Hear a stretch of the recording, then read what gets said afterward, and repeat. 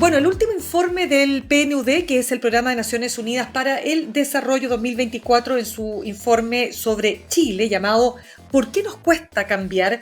Fíjense ustedes que una de las revelaciones es que las personas sostienen que hay una cierta pérdida, ¿no es cierto?, del sentido de lo colectivo. ¿Para qué lo colectivo? ¿Qué sentido tiene esta necesidad de reunirnos, de unir fuerzas, podríamos decir, para lograr objetivos? Porque los objetivos no se cumplen, porque los cambios no llegan nunca, ¿no es así? Y de hecho, el informe dice que existe una falta de capacidad de liderazgo social para impulsar los cambios requeridos. Esto puede estar muy relacionado con esta sensación de la falta de esperanza, con emociones como esas que lamentablemente han aumentado. ¿Y por qué hago esta introducción? Porque el 23, 24 y 25 de agosto se va a realizar una nueva edición del Festival Puerto Ideas Bio Bio 2024, bajo el lema Pensar en Común, una invitación a navegar y descubrir lo que nos une.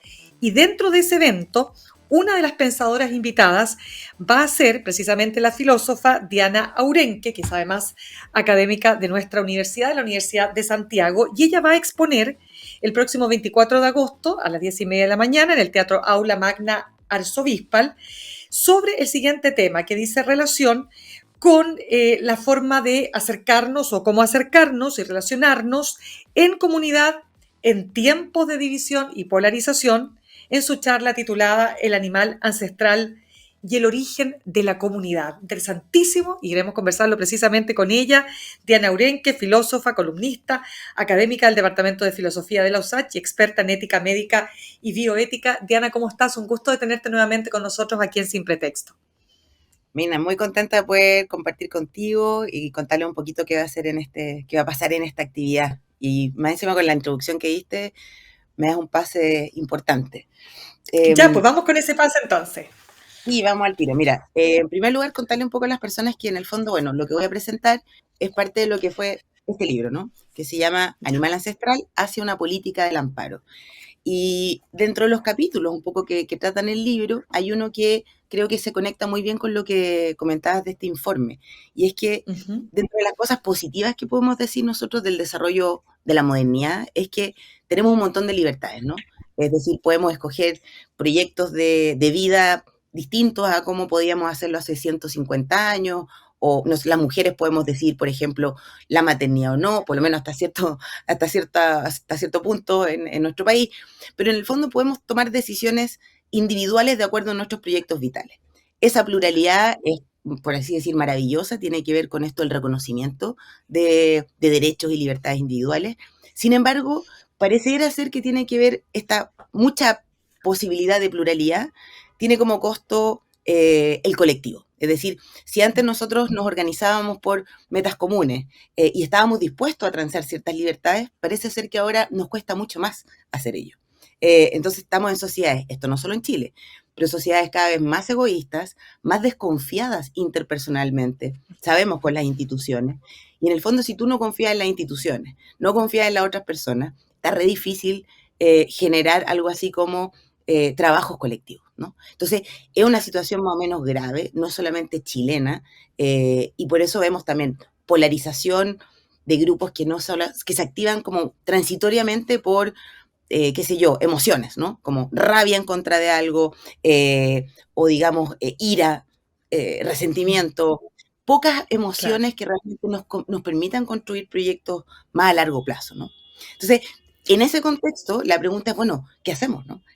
¿Cómo podemos como reconectar con un sentido de comunidad sin idealizar aquí como la tribu? El libro a veces como que confunden los títulos y me gusta esa sensación que da, ¿no? Pero no es la idea como volver a un tribalismo, pero sí como de una otra forma reconectar con otras formas de apertura, de respeto al otro, de conectar con tradiciones, con pasados, porque en el fondo cuando tú tienes un reconocimiento de tu identidad, qué sé yo, como país, como ciudad, como pueblo, de una otra forma tienes ya algo colectivo. O sea, responde a un pasado que te ancla y de una otra forma Claro. trata de ser seguro. Diana, pero ¿sabes lo que pasa? Vamos al sentido común y para todos los que nos escuchan y nos ven hasta ahora.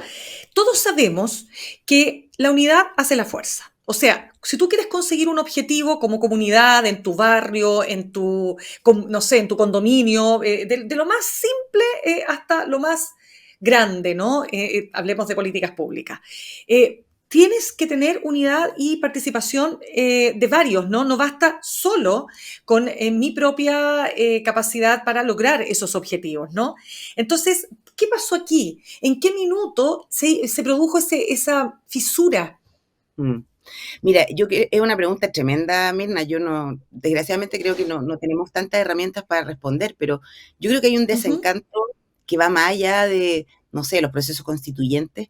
Hay un desencanto en el fondo de que, em, no sé, si tú antes, por ejemplo, pertenecías a cierta tradición, no sé, católica, o cierta tradición comunista, o tradición mm, demócrata cristiana, otra, ¿me entiendes? Como a esos como claro, familias políticas.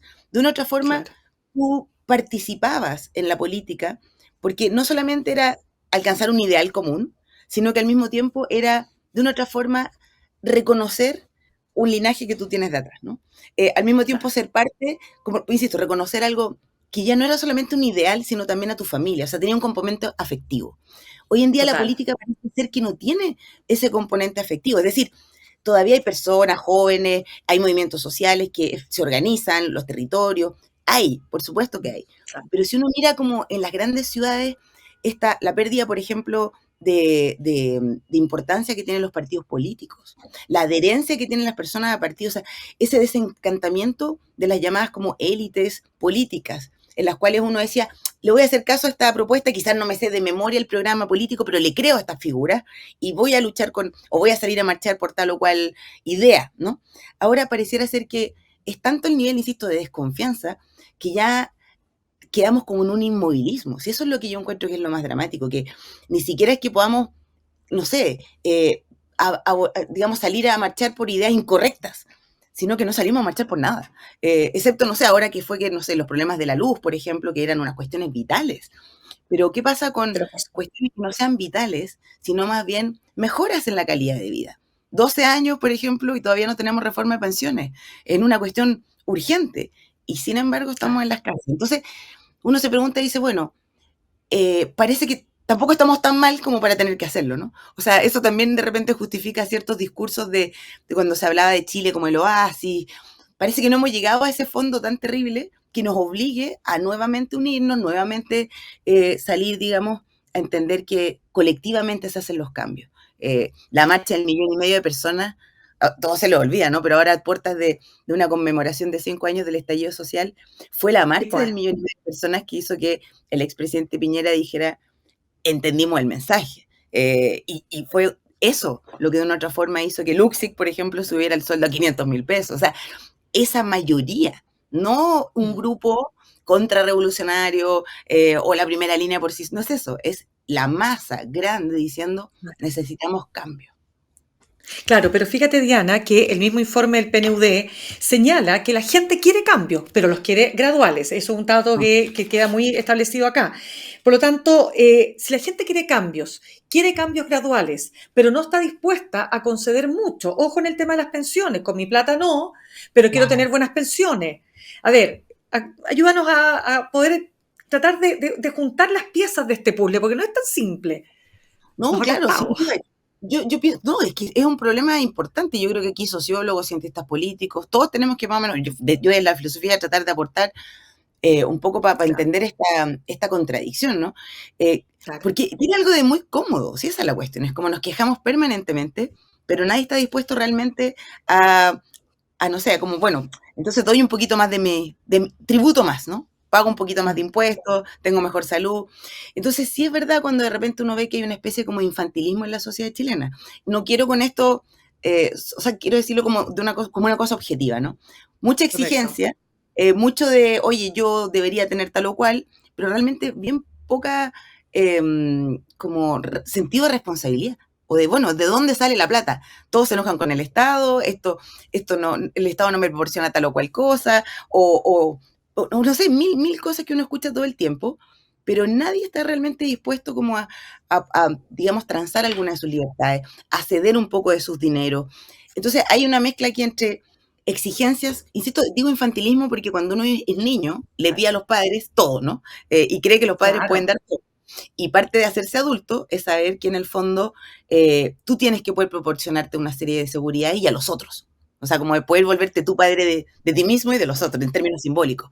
No como padre, madre, me refiero como adulto, ¿no?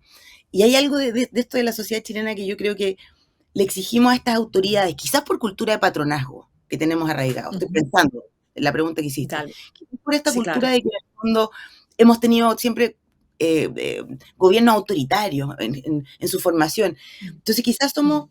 todavía ciudadanos muy infantiles, entonces pedimos mucho a la autoridad, imaginamos mucho a la autoridad, pero tampoco nos sentimos muy soberanos ni llamados a realmente asumir la responsabilidad que significa generar cambios que sean un bienestar para todos, ¿no? Correcto. Y Diana, fíjate que también, tal como dice este informe, la gente identifica culpables, ¿no? Entonces se habla de esta villanización. ¿Y quiénes son los principales villanos, los principales culpables? Bueno, pensemos solamente los efectos que tuvimos hace estas semanas, ¿no? Con respecto a las crisis, ya sea por la falta de electricidad u otros temas asociados, ¿no? El tema de la élite política y el tema Mm. de la élite económica, ¿no? Que parece que son todo menos pero digamos, menos te generan una propensión al cambio, como que están tan ensimismadas, tan preocupadas de sus propios intereses, que se olvidan precisamente, nuevamente, respecto al tema que estamos tocando acá, del colectivo, de la Mm. comunidad, del bien común. Sí, lo que pasa es que yo pienso ahí que hay que tener harto cuidado, porque efectivamente las élites, también desde académicas, intelectuales, por Ujú. así decir, políticas, económicas, por cierto que, pues, o sea, ¿por qué son élites? Porque se supone que de una u otra forma tienen ciertos conocimientos, ciertos accesos a ciertos privilegios que de una u otra forma pueden ser como la vanguardia para otras cosas, ¿no? La élite económica en el fondo es la que puede determinar qué tipo de trabajo y empleo y en qué condiciones y propone cosas al Estado. La élite política son los que en el fondo se supone que representan los intereses de las personas, de los ciudadanos, y las, digamos, no sé, científicas o universitarias son las personas que conocen y aportan, digamos, con su saber a la política, a la economía, etcétera. Pero ¿qué pasa? Que en el fondo yo creo que hay una desconfianza a todo tipo de élite, por una confusión también que yo creo que es compleja, que es esta idea de que, o sea, todos los seres humanos somos iguales, los derechos humanos son fundamentales sin duda, pero creo que ha habido una confusión entre esto de los derechos humanos, la democratización de un montón de cosas, con efectivamente ciertas autoridades que uno tiene que tener y a las cuales uno tiene que, de una u otra forma, exigir y respetar, ¿no? Es decir, solo desconfiar de las autoridades que yo después elijo no nos ayuda en nada, ¿no?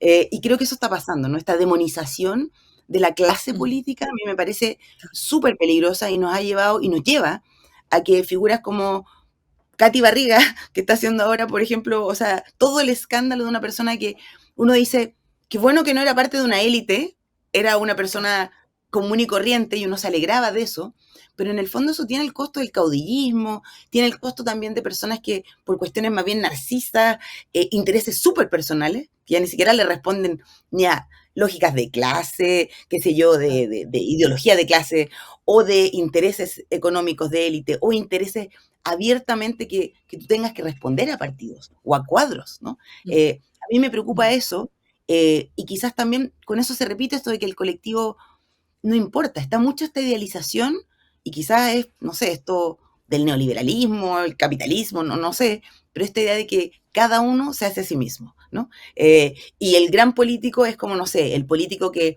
no le debe a nadie, Milei, por ejemplo, Bukele, que es mano dura. Entonces, todo eso a mí me parece que son, de verdad, como infantilismos importantes en política que tienen costos como los que estamos viviendo ahora, ¿no? La crisis de la democracia es una crisis complicada y compleja, ¿no? Bueno, imagínate tú con respecto, sin ir más lejos, lo que pasa en Estados Unidos con esta elección que no sabemos en qué va a terminar. Estamos conversando a esta hora con Diana Aurenque, filósofa, columnista y académica del Departamento de Filosofía de la USACH y además experta en ética médica y bioética. Fíjate que otra de las conclusiones, Diana, de este informe del PNUD dice que las percepciones de la élite sobre la ciudadanía en general tienen una visión de una sociedad sin fuerza ni capacidades para el cambio y sumida en un fuerte individualismo.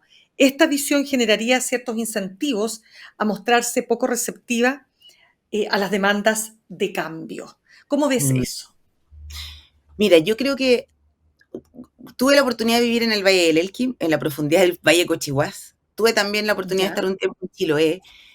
Y quiero partir por esto porque cuando uno dice de repente la desconexión entre la clase política o ciertas élites con la ciudadanía o el pueblo, así en general, es porque realmente Chile es un país con una geografía tan compleja y de difícil acceso que realmente es súper difícil imaginarse cómo es la vida en cada uno de esos sectores, ¿no? Es decir, por ejemplo, en una isla de Chiloé hace 4 años, en Kewi llegó recién la electricidad, ¿no? O sea, hace 4 años, 2024. me llega. En, claro, en Valle del Elqui, en ciertos lugares, en Cochihuás, pasan 3 buses, o sea, perdón, 2 buses 3 veces a la semana en cierto horario. 2024, en el país que es uno de los países como más ricos de Sudamérica. Entonces, ¿qué quiero decir con esto? Que Chile es un país que por su geografía creo que tiene realidades y necesidades que muy pocas veces son realmente visibles para el Estado, y el Estado difícilmente puede conocerlas precisamente por lo difícil que es el acceso. O sea, como que la geografía hace que seamos muchas islas dentro de una isla. Entonces, a mí lo que y trato mucho de decirlo y compartirlo, es que las personas que habitan esas realidades y que tienen de verdad necesidades territoriales súper diferentes, uno no puede ni siquiera decir las del sur, las del norte, ya en el sur hay un mundo diferente de necesidades, ¿no? Entonces, yo lo que trato siempre de decir es un poquito de generosidad a los políticos y a la clase política y al Estado, que a veces no sabe cómo llegar a geografías que de verdad son muy difíciles. Entonces, por eso mismo lo que hay que hacer, yo creo, es activar de verdad más participación desde los territorios, que pueda haber más autonomía para poder determinar cuáles son las necesidades que tienen los lugares, y así tú también vuelves a creer que existe algo así como un Estado que te ayuda. Pero si no, el Estado es un nombre que no dice nada, ¿no? Y eso yo creo que es una cuestión que cuando uno sale de Santiago o sale de las grandes Ya, urbes, empieza a darse totalmente. cuenta. No, eso absolutamente sí, así es como tú lo señalas, pero por otro lado, volvamos a esta necesidad del cambio profundo, 87%, pero gradual, 57%. ¿Por qué? ¿Por qué esa gradualidad? Porque hay dos, bueno, procesos constitucionales con tintes políticos completamente distintos unos de otros que fracasaron. ¿Qué Claro. crees tú que pasó ahí? ¿Es esa una razón poderosa para explicar por qué la gente quiere irse calma, calma, piano, piano? Bueno, pero yo creo que ahí, aparte de la historia reciente, yo creo que tiene que ver con una cosa de psicología básica, o sea, el ser humano y Maslow, ¿no? Recordemos, lo primero que queremos antes de ideales abstractos y, no sé, la paz mundial, digamos, como típica, como anhelo, lo que uno quiere Claro. es seguridad. O sea, la primera necesidad básica de la vida es la seguridad, saber que yo puedo, no sé, salir a caminar en Llegar la a fin de calle. mes. O sea, no, y más atrás, es como yo puedo salir a la esquina y no me van a pegar, no me van a violentar, no me van Eso a de todas matar. maneras. Entonces, Claro, por esa supuesto. necesidad, claro, si tú tienes, ya en Chile hay una sensación de inseguridad súper alta, ¿no? Y además le vas a poner la incertidumbre, o sea, ya vivimos con incertidumbre. Si además le ponen la incertidumbre de cambio, que ni siquiera sabemos si van a ser exitosos, yo creo que eso hace que el chileno razonablemente quiera cambios graduales. O sea, de hecho, creo que sería mucho más peligroso ir muy rápido al cambio radical, porque en el fondo significaría que no hemos aprendido nada. Y segundo, también que quizás es tan poco lo que se tiene que perder, que también quizás eso hace que también las decisiones puedan ser ya mucho más irracionales. Yo creo que se pida gradualmente cambios permite de una u otra forma que existan más cruces y reconocimiento del trabajo que se ha hecho.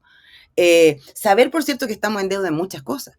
Pero, por ejemplo, no sé, de repente se nos olvidó que en los últimos 30 años hubo algunos avances, ¿no? O sea, la gratuidad se consiguió a costo de las universidades públicas, lo sabemos también, ¿eh? Que es interesante ahí cómo quedó armado ese proceso. Absolutamente. Claro. Pero como sea, han habido, GES, no sé, siguen habiendo un montón de cuestiones en las cuales estamos en deuda. Pero yo creo que en el fondo lo que deberíamos haber aprendido de estos procesos es que tenemos que empezar a reconocer ciertos avances que se habían hecho y no simplemente decir, oye, este país es un desastre. Creo que eso fue un error, fue esperar ser muy rápido Dinamarca, ¿no? En un lugar donde no somos Dinamarca. Como creo que ese fue nuestro error. Claramente. Y aparte, y a propósito de eso que tú planteas también y la desafección con los partidos políticos, siendo los partidos políticos técnicamente y, digamos, teóricamente súper importantes para la construcción de una democracia. Pero quiero preguntarte lo siguiente, ¿cómo ves el alto porcentaje de independientes que van a competir en estas elecciones municipales, ¿no? ¿Qué puede salir de ahí? Porque O sea, recordemos lo que pasó con los independientes cuando el proceso de la convención primera, que fue fundamentalmente independientes, ¿no? Mira cómo terminó. tremendo, o sea, yo creo que por lo que he estado analizando, si ganan tanto independientes, va a ser primera vez que más independientes están en alcaldías y digamos, en puestos que son importantes, o sea, en concejales y todo. Entonces, eso es un indicador, insisto, de los tiempos, pero también es súper peligroso porque significa de una otra forma que esto del personalismo en la política es lo que la gente valora. Bueno, esta idea de que el individuo con sus ideas tiene es más valorado, se le dan oportunidades siempre a las caras nuevas más que a los antiguos, hay una desconfianza con la antigüedad que uno puede entender, porque mucho tiempo estaban re cómodos en el poder, si eso lo sabemos también, o sea, hay críticas súper legítimas cuando uno ve, no sé, las dietas parlamentarias, los sueldos, las leyes que a veces de verdad eran hechas muy a su medida, o sea, todo eso lo sabemos, eh, pero, pero también, no sé, me da la impresión de que lo que tenemos que poder hacer es yo ya no sé si se puede rehabilitar realmente a los partidos políticos. Juan Pablo Luna, por ejemplo, que es cientista político, él dice muchas veces, yo ya no sé si va a haber en el futuro un momento donde los partidos vuelvan a tener esa fuerza que tenían. Porque también los partidos Claro. antes tenían estas grandes ideologías detrás, insisto, neoliberalismo, liberalismo, comunismo, o sea, como de una u otra forma estos Claro. relatos que te justificaban para decir, oye, hacemos este camino y vamos a llegar a esta plenitud. Y el Estado te va a garantizar esta forma de vida que la consideramos la mejor. Ahora, como todo es tan plural y todo mucho más líquido, como se dice, y posmoderno, chuta, ¿cuál es al final un partido político se diferencia a veces re poco de otro, ¿no? A veces uno escucha a uno y dice, no quiero mencionar nombres, pero uno dice, pero esta persona era de derecha y ahora me suena como medio socialdemócrata, ¿qué pasó? ¿Es solo oportunismo político para ganar votos? ¿O es porque efectivamente ya ni siquiera los partidos políticos tienen programas e ideologías que puedan cumplir y llegar a la gente? Dicho esto, no me sorprendería que, por ejemplo, en la presidencial, porque ahora te habla si Bachelet, si no sé qué, y como que nos adelantamos mucho, y falta un montón de tiempo. Probablemente van a haber, no sé, 10 candidatos. Y uno dice, ¿qué pasó? Bueno, la lógica de confiar muy rápido en una cara nueva, desconfiar en las antiguas, y como dejarse seducir por el carisma y por esta cosa como del espectáculo que tienen los políticos, ¿no? Y eso, por supuesto, a mí me parece peligroso. Sí, tú lo mencionaste en la figura de Michelle Bachelet, ¿no es así? Ella ha dicho, no voy a ser candidata. Yo tú sabes lo que he escuchado gente decir, pero es que no importa lo que ella diga, porque si llegado el minuto no hay más, bueno, es mucho decir, ¿no? Es una decisión muy importante además, porque además sería un tercer periodo. Pero, No, ¿cómo y ves aparte esa también, falta de... nuevamente que a las mujeres, que otros tengan que decidir y que uno tenga que siempre sacrificarse, eso también a mí Claro, como que me enternece, claro. me dan ganas de abrazar a Michelle, es como, wow, o sea, gracias, pero ¿hasta cuándo la mujer todo el tiempo haciéndolo todo, no? Exactamente. Y ahí te pregunto, o sea, ¿cómo ves ese vacío de liderazgos? Lo que pasa es que, imagínate, el vacío de liderazgo por un lado de la izquierda o de la centroizquierda está más que claro. También pasa con lo mismo con la derecha. O sea, antes de una otra forma tenía con la figura de Sebastián Piñera alguien que sin ser, digamos, de las personas que yo más admirara ni nada, pero llamaba a sus cuadras de una otra forma, ¿no? Y dentro de lo que es la gran derecha, si es que existe algo tal, era todavía una fracción como más, eh, digamos, menos elitista, o sea, de la élite económica sin duda, pero a él le costó mucho entrar en política, ¿no? Fue muy mal visto al principio, bueno, Chile es un país tan clasista como somos, ¿no? Entonces le costó mucho eso, pero en el fondo representa esta cosa como de la cuestión empresarial, no necesariamente pinochetista, no necesariamente vinculado a la iglesia. Entonces era una figura que lograba conciliar o que, digamos, lograba aunar a la derecha. Eso no lo tienes ni en la derecha, ni tampoco lo tienes ahora en la izquierda. Entonces uno dice, ¿qué es lo que más deberíamos aprender de toda esta situación? Bueno, ¿qué es lo que hace Michelle Bachelet? Ella se sienta y logra que se pongan a conversar personas y grupos que nunca conversan. Entonces, en el fondo, lo que yo creo que es súper importante empezar a exigirle a todos los políticos y nosotros como ciudadanos es que esto ya no es que defiendan su propia su propio ideario, ni tampoco que defiendan solamente los 10 puntos de su partido, sino que sean capaces de sentarse a hablar con el otro. Y desde ahí empezar realmente a poder valorar a nuestros políticos. Por que no se paran de la mesa o se tratan mal, que no se golpeen, o sea, lo que pasó, ¿dónde fue esto? En Italia, ¿no? No, en Turquía, en el Parlamento turco, que hubo una cosa ahí de que se agarraron a golpes parlamentarios. O sea, Tal hay cual. toda una cosa de las formas y del sentarte a conversar con el otro que hemos perdido y que yo creo que es el primer paso y requisito para poder volver a recuperar esto de lo colectivo. Si ni siquiera los profesionales de la política se sientan a conversar, entonces, ¿cómo esperamos que todo el resto de nosotros podamos tener algo así como un respeto por lo colectivo? ¿Me entiendes? Como que hay que partir de Completamente. eso básico. Pero qué duda cabe. Diana, ayúdanos entonces para cerrar. ¿Cuándo vas a estar en Puerto Ideas, Bio Bio 2024? En fin, para que tengamos ahí súper claro en qué momento verte, escucharte, etcétera. Ya, me encanta, esta es la primera vez que voy a estar en Puerto de Ideas, este es un evento, un festival de divulgación científica, voy a presentar a las 10:30 el sábado, me parece que estudiantes pueden bajar las entradas gratis, para adultos vale como 2.000 pesos, para todo el evento entiendo, y mi presentación me pone muy feliz porque además de que voy a hablar y presentar algunas cosas, voy a poner un poco de música y desde la música activar ciertas formas de comunidad y racionalidad, así que es una cosa bien experimental, estoy contenta, así que, y después queda en Ya YouTube, pues, creo. ya, y esto va a ser ¿en dónde? En la octava región, ¿no? En Concepción, en la ciudad de Concepción, En claro. Concepción. Exactamente, Sí. en Concepción. ¿Y dónde es? Para que pasa el dato al tiro, ¿pues dónde? Es Exactamente. se llama, espérate, como, bueno, Puerto de Ideas, que Acá tiene lo varios tengo. lugares. Teatro Ah, gracias. Aula Magna Arzobispal. Ya, eso Exacto. será, ¿no es cierto? El Teatro Aula Así, Magna Arzobispal, ¿ya? Así que ahí vamos a entregar, estamos dando el dato y tu charla se titula El animal ancestral y el origen de la comunidad.